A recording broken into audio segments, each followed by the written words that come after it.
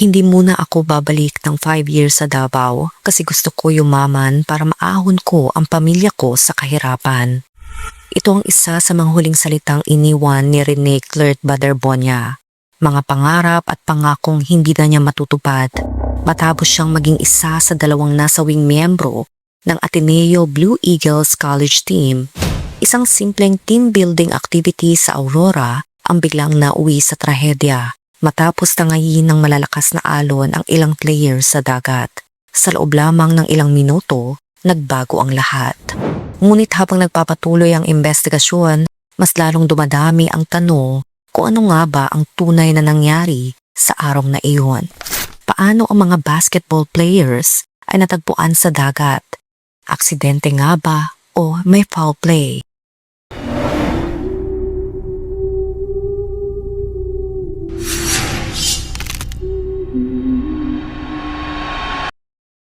Noong June 8, 2026, nagsagawa ng team building activity ang Blue Eagles sa Hermanos Leisure Farm and Surf Camp sa Barangay Libis, Dipakulaw, Aurora. Isa lamang sana itong ordinaryong araw para sa grupo, isang pagkakataon upang mas mapalalim ang samahan ng kupunan sa labas ng basketball court. Bandang 2:40 ng hapon, ayon sa Philippine National Police, nasa bahagi ng beachfront ang ilang manlalaro habang isnasagawa ang aktibidad.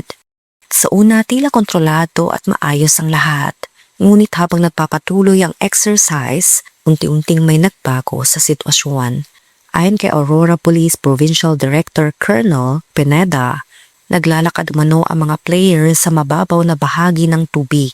Bilang bahagi ng activity ng ilang miyembro ng grupo ang mapalayo sa dalampasigan. Doon umano sila biglang sinalubong ng malalakas na alon at agos ng dagat. Sa loob lamang ng ilang sandali, nauwi sa tensyon at pag-aalala ang aktibidad. Agad na nagsagawa ng rescue effort ang kanilang mga teammates kasama ang resort lifeguards na gumagamit ng surfboards upang marating ang mga manlalarong inanod sa surfing area. Bandang 3:50 ng hapon naman nakatanggap ng distress call ang mga otoridad dahilan upang rumisponde ang Philippine National Police, Philippine Coast Guard, Municipal Disaster Risk Reduction and Management Office at iba pang local responders. Sa kabila ng mabilis na rescue operation, hindi na isalba ang mga manlalarong sina Baderbonia at Adili. Dinala sila sa Aurora Memorial Hospital, ngunit tineklarang dead on arrival ng mga doktor. Kilalanin natin ang 2 batang atleta, hindi lamang naging players sa court, kundi naging inspirasyon din sa mga taong nakakakilala sa kanila. Ang isa sa mga manlalaro ay si Rene Clert and Baderbonia, ipinanganak noong May 8, 2007. Eksaktong 1 buwan lamang matapos ng ipagdiwang ang kanyang ika-19 na kaarawan, bigla namang dumating ang trahedyang tumapos ng lahat. Bagamat unti-unti na siyang nakikilala bilang isa sa pinaka-promising na batang basketball players sa bansa, may ibang pangalan siyang mas pamilyar sa mga taong tunay na malapit sa kanya. Sa kanyang personal Facebook account, tinatawag niya ang sarili bilang Bobet. Para sa maraming supporters, siya si Rene Baderbonia, ang rising basketball star mula sa Mindanao. Tubong Barangay San Nicolas sa bayan ng Talacogon, Agusan del Sur si Rene. Bagamat doon nagsimula ang kanyang mga ugat, kalaunan ay mas naging kilala siya bilang isa sa mga batang atletang kumakatawan sa Davao City sa iba't ibang basketball competitions. Doon mas lalong nahubog ang kanyang pangalan bilang isang player na may potensyal na makarating sa mga mataas na antas ng Philippine basketball. Ayon kay Coach Jess, nag-message umano si Rene bago ito lumipad patungong Manila. Anya, Coach, hindi muna ako babalik sa Davao sa loob ng 5 taon dahil gusto ko kapag naging successful ako, may aangat ko ang pamilya ko mula sa kahirapan. Sa simpleng mensaheng iyon, mas lalong nakita kung paano tinitignan ni Rene ang basketball hindi lamang bilang isang laro, kundi bilang pagkakataon upang mabago ang buhay ng kanyang pamilya. Lumaki si Rene sa isang malaking pamilya na kilala sa pagiging malapit at mapagmahal sa isa't isa. Isang bagay na malinaw na makikita sa kanilang mga social media posts. Mayroon siyang isang nakatatandang kapatid na lalaki. 3 nakababatang kapatid na lalaki at 2 nakababatang kapatid na babae. Isang detalyeng madalas mapansin ng mga nakakilala sa kanila ay ang kakaibang tradisyon sa kanilang pamilya. Lahat ng 7 magkakapatid ay may pangalang nagsisimula sa letrang R. Matapos ang aksidente, nagsalita rin ang kanyang ina na si Robilyn Baterbonia. Ayon sa kanya, napilitan umanong lisanin ng kanilang pamilya ang kanilang hometown dahil madalas itong bahain, katulad ng maraming pamilyang Pilipino na naghahanap ng mas maayos na kinabukasan. Gumawa rin ng mahihirap na desisyon ang pamilya Baterbonia sa pag-asang mabigyan ng mas magandang oportunidad ang kanilang mga anak. Sa kabila ng hirap ng buhay, nanatiling sentro ng kanilang mundo ang pamilya. Magkasabay na naging bahagi ng buhay ni Rene ang pag-aaral at basketball.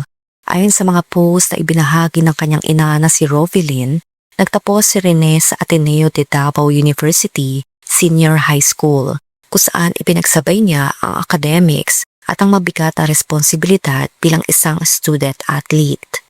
Habang tinatapos niya ang kanyang pag-aaral, unti-unti na rin siyang napapansin sa labas ng kanilang paaralan. Sa taas ng 6'4", mabilis na nakilala ang batang manlalaro bilang isa sa pinaka-promising basketball prospects sa Mindanao. Sa bawat laro para sa Ateneo de Davao at sa Davao Region, mas lalo niyang napapatunayan ang kanyang potensyal at kakayahan sa court. Ngunit isa sa pinakamahalagang turning point sa kanyang karera ay dumating noong 2025 palarong pambansa. Isa sa pinakamalaking sporting events para sa student athletes sa bansa. Ginawa ito sa Ilocos Norte sa ilalim ng temang Nagkakaisang Kapuluan, kung saan nagtipon-tipon ang libu-libong batang atleta mula sa iba't ibang bahagi ng Pilipinas. Para sa marami, hindi lamang ito laban para sa medals, kundi laban din para sa karangalan ng kanilang rehiyon. At para kay Rene, tila isa iyon sa mga unang hakbang patungo sa mas malaking pangarap na matagal na niyang binubuo. Isa sa mga tunay na umagaw ng pansin sa torneo ay si Rene, kasama ang kapwa standout player na si Maki Pellegrino. Sa kanilang panalo laban sa Western Visayas sa finals, nakuha ng DAVRAA ang kauna-unahang basketball championship title nito sa kasaysayan ng palarong pambansa. Isang tagumpay na agad naging malaking milestone para sa rehiyon. Ngunit bukod sa tagumpay ng koponan, naging personal na breakthrough rin ito para kay Rene. Dahil sa kanyang matitinding performances sa buong torneo, kilala siya bilang Most Valuable Player or MVP at napabilang din sa prestiyosong Mythical 5. At kasabay ng pagkilalang iyon ay mas malalaking oportunidad. Kalaunan noong taong ding iyon, naging bahagi si Rene ng National Delegation ng Pilipinas para sa 14th ASEAN School Games sa Brunei Darussalam. Muli niyang ipinakita ang kanyang kakayahan sa international stage at kalaunan ay nakapag-uwi ang koponan ng gold medal, isa na namang malaking achievement sa isang taon na tila tuluyang nagbukas ng maraming posibilidad para sa batang atleta. Habang lumalaki ang kanyang pangalan sa basketball, unti-unti ring nagiging realidad ang mga pangarap na minsan ay tila napakalayo lamang. Kamakailan lamang natanggap si Rene sa Ateneo de Manila University kung saan nabigyan siya ng varsity scholarship upang maipagpatuloy ang kanyang pag-aaral habang ipinagpapatuloy din ang kanyang basketball career. Para sa maraming student athletes ang makapasok sa isa sa pinakaprestihiyosong basketball program sa bansa ay pangarap na matagal pinaglalaanan ng sakripisyo at paghihirap. At para kay Rene, tila iyon na sana ang simula ng isang mas malaking yugto ng kanyang buhay. Ang paglipat niya sa Maynila ay hudyat ng panibagong kabanata. Isang pagkakataong maglaro sa mas malaking entablado bilang isa sa mga bagong miyembro ng Ateneo Blue Eagles program. Nakakalungkot isipin na wala pang isang linggo matapos siyang dumating sa Manila at magsimulang mag-training kasama ang kanyang bagong koponan, biglang dumating ang trahedya. Sa social media accounts ni Rene, agad na makikita na malaking bahagi ng kanyang buhay ang basketball. Halos bawat post ay puno ng training sessions, tournaments, team photos, championship runs, at iba't ibang milestones na bunga na matinding pagsisikap niya sa court. Ngunit sa gitna ng lahat ng basketball-related content, May isa pang interes na paminsan-minsang lumilitaw, ang paglalakbay. Karamihan sa kanyang mga biyahe ay konektado sa mga kompetisyon at athletic commitments. Ngunit sa tuwing nagkakaroon siya ng pagkakataon, tila sinusubukan din niyang sulitin ang pag-explore sa mga lugar na kanyang napupuntahan. Sa likod ng imahe ng isang disiplinadong athlete, makikita rin ang isang teenager na unti-unting nararanasan ang mas malawak na mundo habang dahan-dahang naaabot ang kanyang mga pangarap. Noong June 2025, isa na namang oportunidad ang nagdala kay Rene palayo sa kanilang tahanan. Nagpunta siya sa Beijing, China kung saan nagbahagi rin siya ng iba't ibang alaala mula sa biyahe.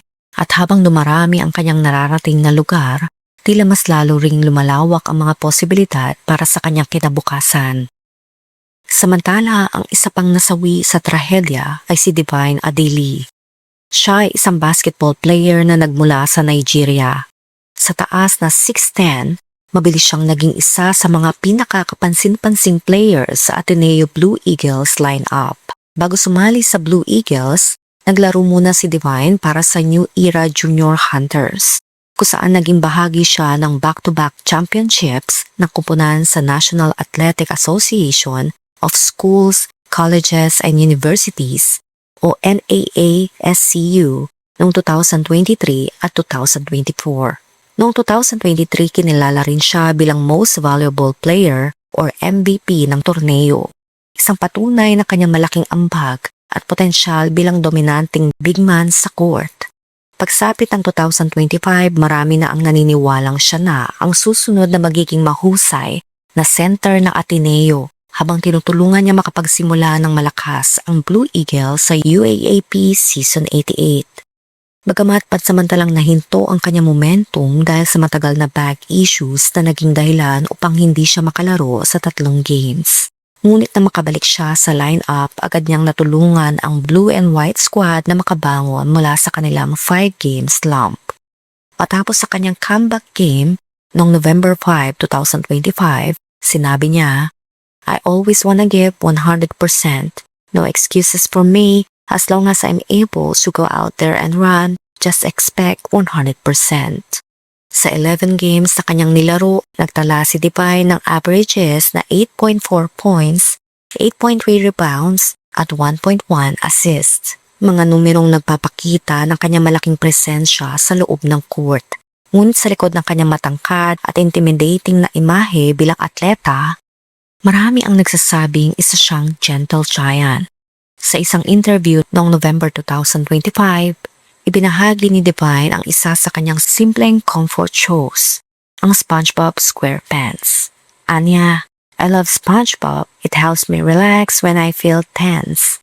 Dagdag pa niya, gusto niya ang personalidad ng karakter dahil palagi itong masaya at tila hindi nagpapadala sa stress sa paligid nito. Sa katunayan, makikita rin ang interes niyang ito sa kanyang social media presence. Ang kanyang Instagram username ay @adelidivine_SpongeBob, habang ang kanyang profile picture naman ay SpongeBob na nakasuot ng Ateneo jersey na may number 14. Sa likod ng imahe ng isang dominanteng basketball player ay isang batang atleta rin na may simpleng personalidad, mga pangarap at mga bagay na nagbibigay sa kanya ng saya sa gitna ng pressure ng competitive sports. At tulad ni Rene, marami rin ang naniniwalang nagsisimula pa lamang sana ang mas malaking yugto ng kanyang buhay at career bago ito tuluyang nahinto. Bukod sa pagiging mahusay na atleta, marami ring nakakilala kay Divine bilang isang mabait at mapagmahal na kaibigan. Matapos ang trahedya, sunod-sunod ang naging tribute mula sa kanyang teammates, dating kalaro at mga kaibigan mula sa Blue Eagles at New Era University. Sa isang Instagram story, ibinahagi ng Ateneo teammate na si Sean Tuano ang isang selfie nila ni Divine kasama ang simple ngunit emosyonal na mensahe. Samantala, nagbahagi rin ng mga larawan kasama si Divine ang Ateneo Blue Eagle women's volleyball player na si Donna May De Leon. "I just know that you were the kindest and most loving person I have ever known." Sa mga simpleng salitang iyon, mas lalong nakita kung paano nakaapekto si Divine, hindi lamang bilang player kundi bilang kaibigan at taong malapit sa marami. Sa isang emotional na interview na ibinahagi, ikinuwento na nagdadalamhating ina ang huli nilang pag-uusap ng kanyang anak bago ang trahedya. Ayon kay Rovilyn, ina ni Rene, hindi umano sila nabigyan ng malinaw na orientation tungkol sa uri ng activities sa pinagdadaanan ng kanyang anak sa training. Anya, hindi nila kami na-orient kung anong klaseng training ang pagdadaanan ng anak ko. Kung ipinaliwanag lang nila iyon sa akin, hindi ako papayag.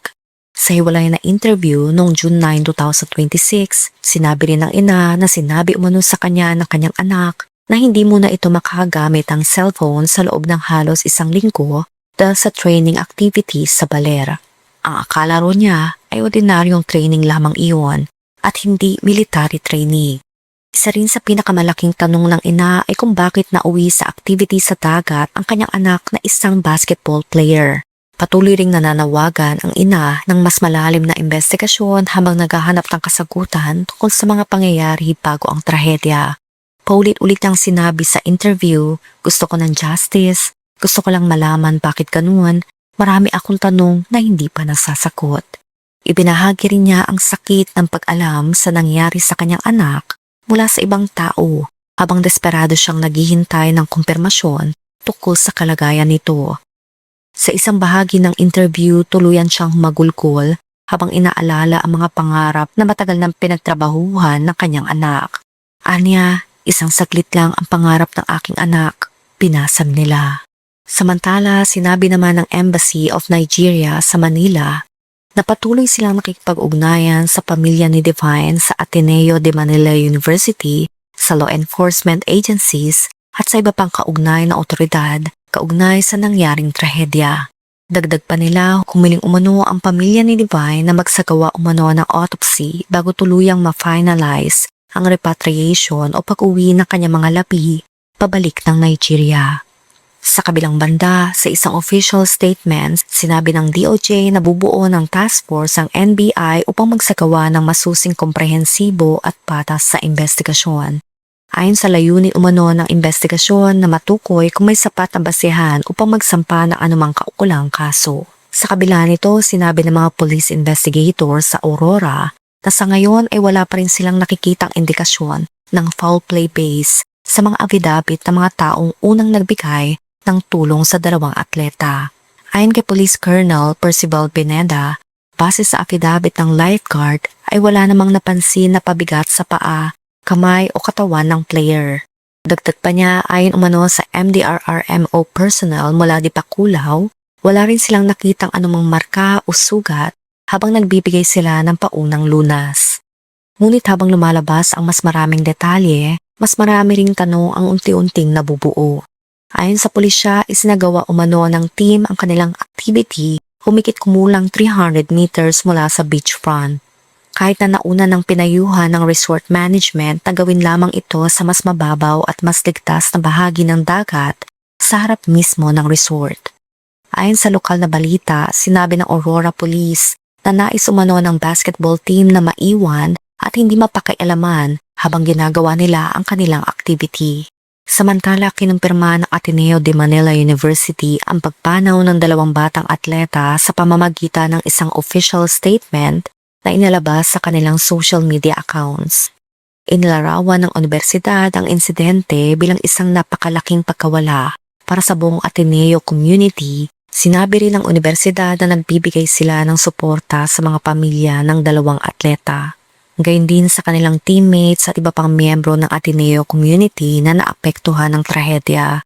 Kasabay ng patuloy na paglabas ng mga detalye tungkol sa trahedya, muling umugong online ang isang lumang interview ng dating Ateneo Blue Eagle star na si SJ Belangel.